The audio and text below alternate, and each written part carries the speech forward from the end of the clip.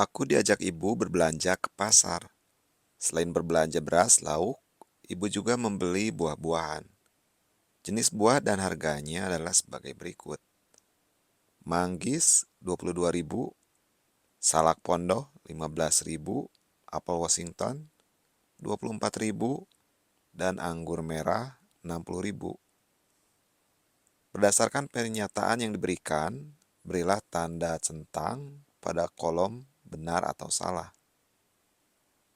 Yang pertama, jika ibu membeli 3/4 kg apel Washington, uang yang dibelanjakan sebesar Rp18.000. Ibu membeli 3/4 kg, 1 kilogramnya harganya adalah Rp24.000. 24 dibagi 4 sama dengan 6. 3 kali 6, 18.000. Sama dengan 18.000. Sama dengan yang ada di pernyataan ini, 18.000. Jadi pernyataan pertama ini adalah benar. Pernyataan kedua, jika ibu membeli 1/4 kg anggur merah, uang yang harus dibelanjakan sebesar Rp30.000. Ibu membeli 1/4 kg anggur merah. 1/4 kali 1 kg anggur merah harganya adalah Rp60.000. 60.000 kali 1/4 sama dengan 60 dibagi 4 sama dengan 15. Sama dengan 15.000. Sementara di pernyataan 30.000. Jadi ini adalah salah. Pernyataan ketiga, jika ibu membeli setengah kilogram manggis, uang yang dibelanjakan sebesar Rp20.000. Ibu membeli setengah kilogram manggis. 1 kilogram manggis harganya adalah Rp22.000. 22 dibagi 2, 11.000. Sementara di sini 20.000. Jadi pernyataan ketiga adalah salah.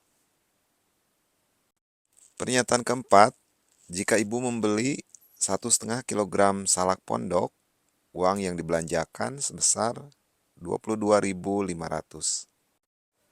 Ibu membeli 1,5 kg salak pondok, jadi 1,5 kali harga 1 kg salak pondok sama dengan 15.000. 1,5 ubah ke pecahan biasa. 1 kali 2, 2. 2 tambah 1, 3. Jadi 3/2 kali 15.000. Sama dengan 15.000 dibagi 2, 7.500. 7.500 kali 3 sama dengan 22.500. Sama dengan di pernyataan keempat. Jadi pernyataan keempat adalah benar. Berdasarkan bacaan di atas, berilah tanda centang pada pernyataan yang benar. Jawaban lebih dari 1. Jika ibu membawa uang Rp100.000, ibu akan mendapat kembalian sebesar Rp11.000 setelah membeli 2 kg manggis dan 3 kg salak. Harga 2 kg manggis, harganya Rp22.000,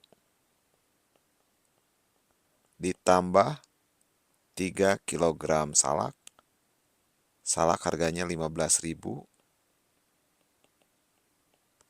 sama dengan 2 kali 22.000, 44.000, ditambah 3 kali 15.000, 45.000. Jadi jumlahnya adalah 89.000. Sementara uang ibu adalah 100.000, dibelanjakan 89.000, Sisanya adalah 11.000. Sama dengan di pernyataan ke-1. Jadi pernyataan ke-1 adalah benar. Pernyataan kedua, jika ibu membawa uang Rp100.000, ibu akan mendapat kembalian sebesar Rp32.000 setelah membeli 1 kilogram anggur merah dan 3 kilogram apel Washington. Harga 1 kilogram anggur merah, 1 kali harga anggur merah 60.000 ditambah 3 kilogram apel Washington. Apel Washington 1 kilonya 24.000 sama dengan 1 kali 60.000, 60.000 ditambah 3 kali 24, 72.000 sama dengan 132.000. Uang ibu 100.000. Yang dibelanjakan lebih besar daripada uang yang dimiliki ibu untuk belanja. Jadi masih ada kekurangan sebesar 132.000 dikurangi 100.000. Jadi ibu masih kurang 32.000. Sementara di pernyataan kedua, ibu mendapat kembalian 32.000. Jadi pernyataan kedua adalah salah, bukan kembalian, tapi justru ibu kurang 32.000. Pernyataan ketiga, jika ibu membawa uang Rp100.000, tidak akan cukup untuk membeli 3 kilogram salak pondok dan 2 kilogram apel Washington. Harga 3 kilogram salak pondok 1 kilonya adalah 15.000 ditambah 2 kilogram apel Washington 24.000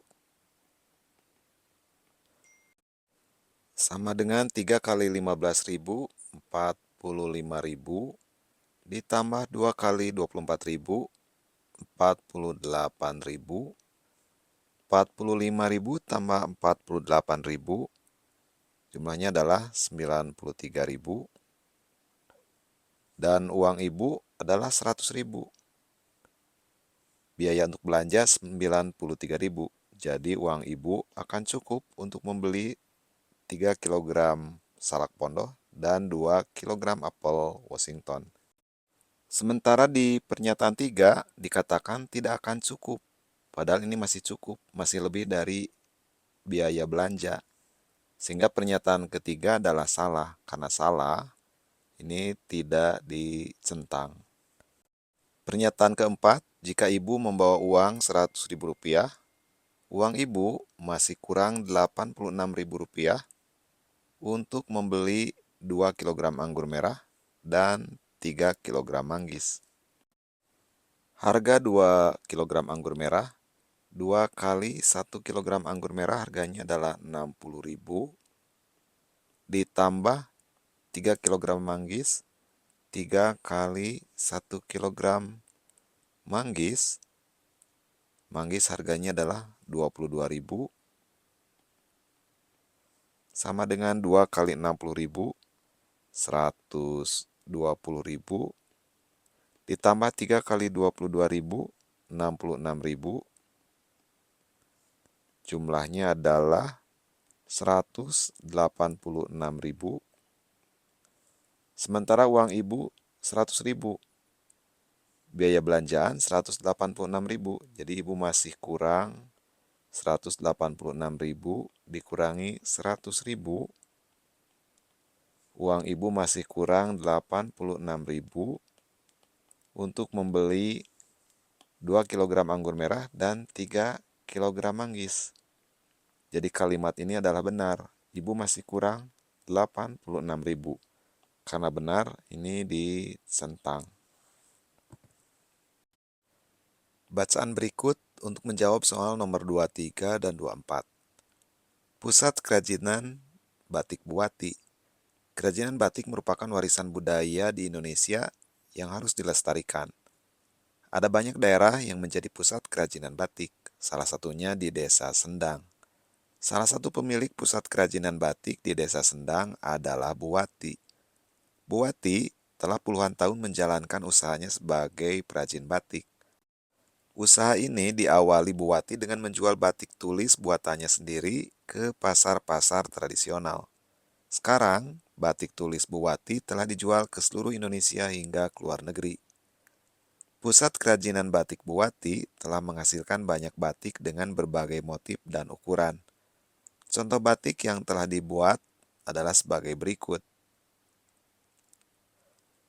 Perhatikan gambar motif batik 1. Manakah pernyataan berikut yang benar berdasarkan motif batik tersebut? Berilah tanda centang pada pernyataan yang benar. Ini adalah motif batik 1. Pernyataan 1, batik tersebut memuat motif bangun datar segitiga. Berdasarkan gambar ini, motif ini mengandung gambar lingkaran, segi 4, dan segitiga. Jadi pernyataan 1 adalah benar. Pernyataan 2, salah satu segi banyak pada motif batik tersebut adalah segi 8. Pada gambar motif batik 1 di sini tidak terdapat gambar segi 8. Jadi pernyataan kedua salah. Pernyataan 3, batik tersebut memuat motif bangun datar segi 5 beraturan. Di sini juga tidak ada segi 5 beraturan, jadi ini salah. Keempat, terdapat bangun datar lingkaran pada motif batik tersebut. Di sini betul ada motif lingkaran, ini yang tengah, yang putih adalah lingkaran. Jadi pernyataan keempat adalah benar.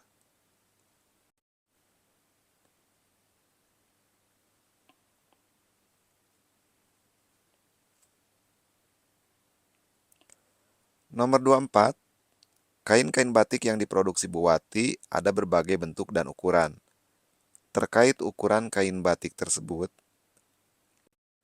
berikan penilaian atas pernyataan-pernyataan berikut. Berilah tanda centang pada kolom benar atau salah sesuai kebenaran pernyataannya. Pernyataan 1, luas kain motif batik 1 adalah 3,2 meter persegi. Ini motif batik 1, panjangnya 2 meter, lebarnya 1,1 meter. Maka luas sama dengan panjang kali lebar.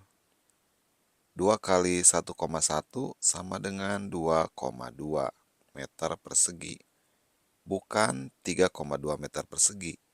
Jadi, salah. Pernyataan 2, jika luas kain motif batik 2 adalah 2,4 meter persegi, maka ukuran kain yang belum diketahui adalah 1 meter. Batik motif 2 diketahui panjangnya 2 meter. Panjang sama dengan 2 meter. Kalau luasnya 2,4, luas sama dengan 2,4. Luas rumusnya adalah panjang kali lebar sama dengan 2,4. Panjangnya diketahui 2 meter kali lebar sama dengan 2,4. Ruas kiri dan ruas kanan sama dengan masing-masing bagi 2. Ini bagi 2, sebelah kanan juga bagi 2. 2 bagi 2, 1 kali lebar, 1 lebar sama dengan yang sebelah kanan juga dibagi 2. 2,4 dibagi 2, 2,4 dibagi 2 sama dengan 2 dibagi 2, 1, 1 kali 2 sama dengan 2, kurangkan, turun 4. Ini sudah di belakang koma 4-nya, maka tulis koma, 4 dibagi 2 sama dengan 2. 2 kali 2 sama dengan 4, 4 dikurangi 4 sama dengan 0.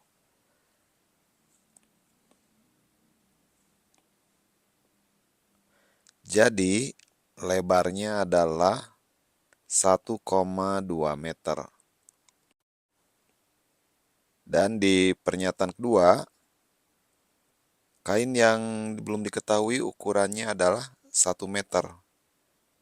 Hitungan kita barusan adalah 1,2. bukan 1 meter. Jadi pernyataan kedua adalah salah. Pernyataan ketiga, kain motif batik 3 merupakan sapu tangan. Luas sapu tangan batik tersebut adalah 40 cm persegi. Ini motif batik 3. Panjangnya 20, lebar 20. Jadi luasnya adalah 20 kali 20. Sama dengan 400 cm persegi. Bukan 40 cm persegi. Jadi pernyataan ketiga adalah salah. Pernyataan keempat, jika luas kain motif batik 4 adalah 2 meter persegi, ukuran kain yang belum diketahui adalah 2 meter. Ini motif kain batik keempat, lebarnya 1. Di pernyataan 4, luasnya adalah 2 meter. Ekivalen luas itu rumusnya panjang kali lebar, sama dengan 2 meter persegi. Panjangnya tidak diketahui kali lebar, lebarnya ini 1, sama dengan 2. Panjang kali 1, 1 panjang, sama dengan 2. Jadi panjangnya adalah 2 meter. Sementara di pernyataan 4, sama 2 meter. Jadi pernyataan keempat adalah benar.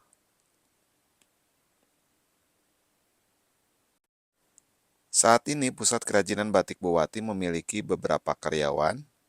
Sebagian besar karyawan Bowati adalah perempuan di desanya, dengan bekerja di Pusat Kerajinan Bowati. Perempuan desa Sendang mendapat tambahan pemasukan untuk memenuhi kebutuhan hidup. Ekonomi di desa Sendang pun meningkat.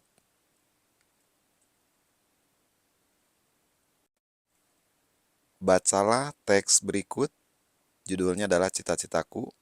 Cika adalah siswa kelas 6 di SD Negeri 02 Timbalun, Padang. Hari ini Cika belajar mengenai tema cita-cita. Ibu guru menanyakan cita-cita seluruh siswa di kelas termasuk Cika. Cika bercita-cita menjadi guru. Selain Cika, beberapa orang temannya juga mempunyai cita-cita yang sama. Cika kemudian menanyai seluruh siswa di sekolahnya mengenai cita-cita mereka. Cika menuliskan hasilnya dalam tabel berikut.